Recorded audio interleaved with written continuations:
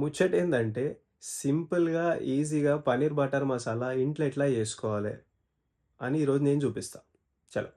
Ingredients అన్నీ ready ఉన్నాయి. మనం ఏం చేయొద్దు. దీన్ని వాష్ చేసుకొని కట్ చేసుకోవాలి.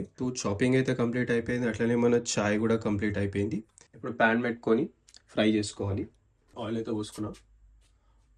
సో, మెల్లగా కొంచెం దూరం ఉండి ఏస్తా నేను.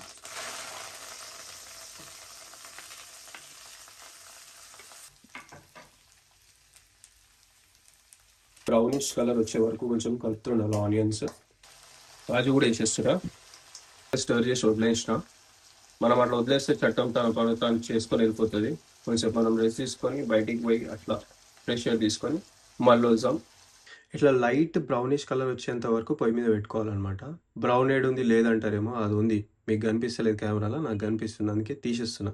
ఇది అయిపోయింది. నెక్స్ట్ మనం మిక్సీలో వేసుకోవాలి. ప్యూరీ కంప్లీట్ అయిపోయింది. ఇప్పుడు బటర్ పోతుంది. ఇంకో కొంచెం బటర్ వేసిన. ఆస్థెటిక్ చక్కర్లో నేను 2, 3 కడాయిలు అయితే యూజ్ చేసేలేదు. సాజీరా మనకి ఎంత కావాలంటే అంత. నేనైతే మంచిగానే వేస్తున్నా. ఇది గ్రైండ్ చేసి పెట్టుకున్న ginger garlic paste.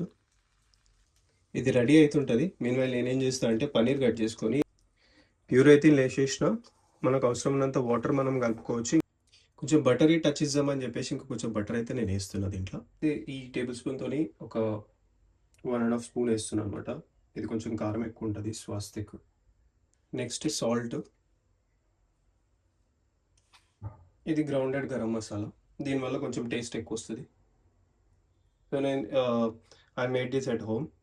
Next time చేసినప్పుడు నేను చెప్పేసి ఎట్లా చేయాలో, ఏమేమి వేయాలి దీంట్లో అనేది. ఫుడ్ కలర్ యాడ్ చేయకపోయినా కానీ ఇట్లా వస్తుంది కలర్.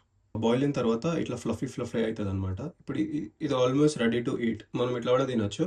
ఇప్పుడు దీంట్లో వేసేయడం ఇంకా డైరెక్ట్గా డన్. కర్రీ రెడీ అయిపోయింది. అట్లా ఉంటుంది మనతోని.